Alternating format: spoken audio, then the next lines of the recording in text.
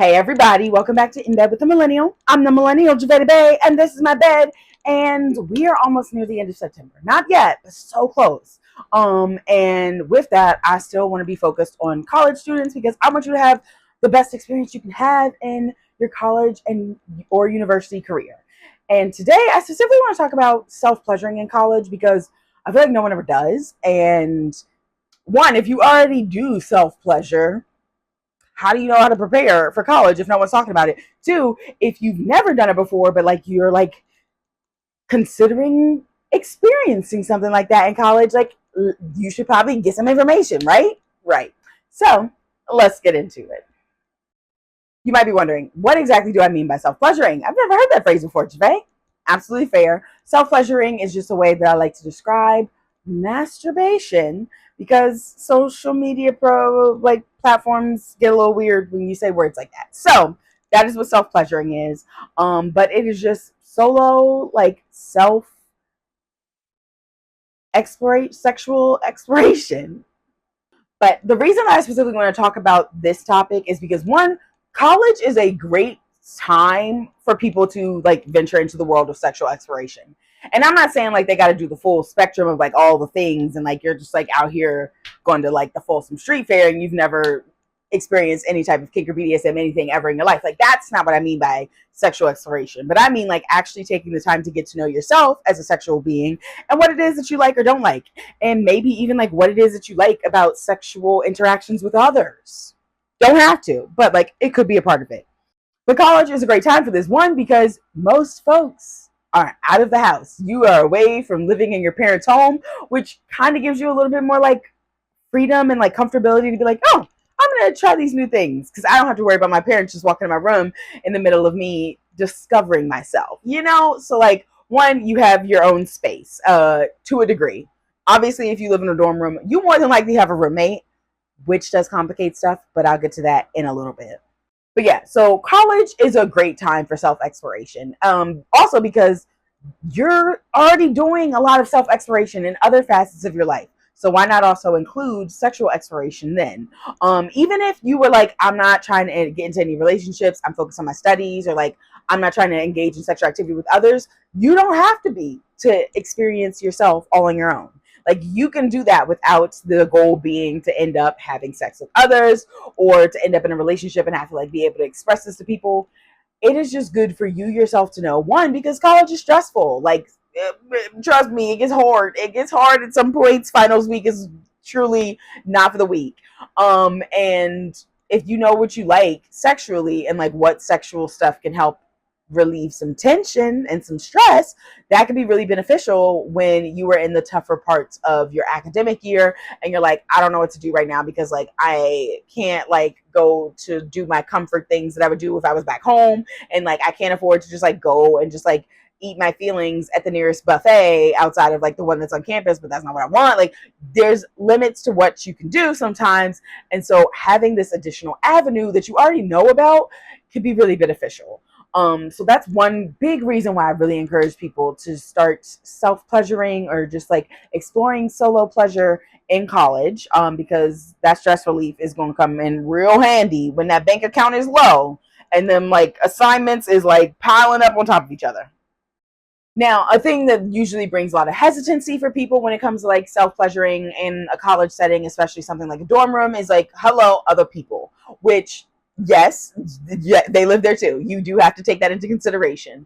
And when that is the case, one, I recommend that you start by considering like talking to your roommate about y'all's class schedules. Like that is the easiest way, especially if you don't want to say like, oh, this is what I'm doing when you're not in the dorm room. Like you can just be like, hey, I think it'd be a good idea if we just like traded schedules so we knew like when each other would be out of the room and we could just like have some solo time by ourselves. Like you can, there's a lot of different ways you can articulate it, but like knowing each other's schedules is really good for you to be able to be like, oh, you know what, they're in class, they have a 3-hour night class on Wednesdays, and I don't have any classes on Wednesdays, so like I can like get all my stuff done early in the day, and then nighttime can be for me, myself, and I. So having a conversation with your roommate around schedules, but also if you feel comfortable being more explicit, like, hey, I'm not in a relationship, and I take my like solo pleasure very seriously.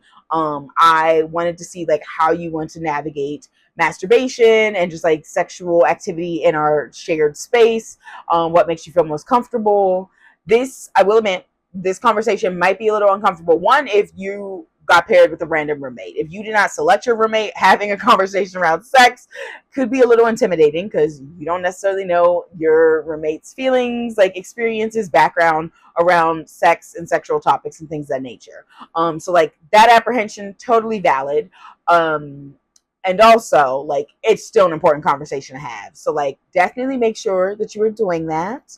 If you haven't, like my consent conversation starters also could be modified to work really well in terms of like bringing up the conversation with your roommate about like sex in this shared space.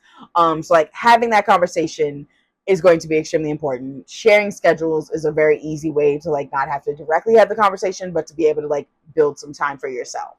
And another component of self-pleasure in college that I want to encourage folks to like consider is using sex toys. And you might be like, why would I do that? Like, I've got my good old hand and fingers. Like, I'm fine. Yes, absolutely. You can totally stick to the acoustic way of masturbating if that is what you like. I just generally like to encourage the exploration of sex toys because, one, if you ever get tired or if you feel like, well, this is kind of like not doing it for me anymore, you have something else to turn to. You don't just have to stick to your hands and fingers. But also, a lot of folks, once they are in adulthood, like sex toys become very commonplace in adult relationships. So having your own lived experience with them without a partner works out really well for you to be able to like talk about it with your partner. Like, oh, actually, I've tried that toy and I know I don't like it. We don't need to invest in one of those. Because also it could save yourself some money down the line, you know? But I highly encourage sex toys for a wide variety of reasons. But the biggest ones being, one, they are tools that allow you to explore in ways that you generally can't do with just your fingers and your hands. Two, they're also a really great tool of like a quick and easy like stress relief. Sometimes, you know, you like, I cannot just invest like into my full routine of self-pleasure, but I need something quick to get the happy endorphins going. A sex toy can make that happen a lot quicker than you trying to like get yourself in the mood and then self-stimulate. Like that's a lot of steps. And the last reason being that, one, you gonna go home at some point, right? Like you got breaks. And if you've already gotten into this routine of experiencing sexual pleasure by yourself at school, when you go home for breaks and stuff, why would you not want to still be able to have that? And sex toys can make that a possibility. And I know for a lot of people, one, the concern is like, well, what about my roommate? Like, how do I keep toys? Like, it's okay. You know, I have a video that talks about this. Also, I did create a shopping guide, a back-to-school shopping guide that is just like all toy recommendations that are great for the college life. So they are great in shared living situations, but also like if you happen to live in an apartment, all that stuff. They're just great. The price point is great for college students, everything. So like check those out. But yeah, consider sex toys because they open up a whole new world, truly. Not to be cliche, but they do open a whole new world. And also like there are so many different types of sex toys. Like you could be experimenting with so many different things if you venture into the world of sex toys. So just like consider it. Obviously you don't have to run and do it today, but in the future it might be worthwhile. But if you're like, I think I might wait on that, but I also just like am kind of nervous about this idea of like self-pleasuring. Like, how do I even get started with that? I am so happy that you asked. I actually created like a guided like reflection series, little mini series, just like a few prompts to guide you into thinking about like yourself and like your sexual exploration and like what you might feel comfortable with, what you're like, I'm just not ready for that yet. Because when we have a better understanding of ourselves, we can make decisions and choices and, you know, proceed in the best way possible for ourselves. Because as much as I would love to say like you could just go ask somebody what they do and like you could try that, that's not going to work well for a lot of people. So if you take some time to reflect on what it is that you already have a level of comfort with, it makes the entry and the journey just a little bit easier. So definitely make your way to my social media this week because I'm sharing those prompts on social media. Or I don't know if you're on my email list, maybe you already got them. I don't know. Are you on my email list? But yeah, college is truly such a great time for solo sexual exploration, and I highly encourage everyone to consider it. Obviously, do what feels best for you, but consider it because, like, this is the time you're discovering yourself in all these other ways. Why not also in this one? Definitely make sure you are chatting with your roommate or whoever in the shared living situation to like at least just figure out schedules if you don't want to have them walking in when you're like literally like seconds away and then that door swings open and they got a whole group of like friends with them, like, you know, so just like have the conversation. And also just like don't be afraid to explore sex toys. They're great. I love them. I've got lots of resources around sex toys, especially like college life friendly ones. If you need it, you know where to find it on this YouTube channel, and my website. But yeah, that's that. Definitely make sure you subscribe to this YouTube channel because I mean, like, why would you not want to? Also, we are so close to my literal like second favorite month of the year for sex ed content. Hello, Kinktober. And you don't want to miss that content.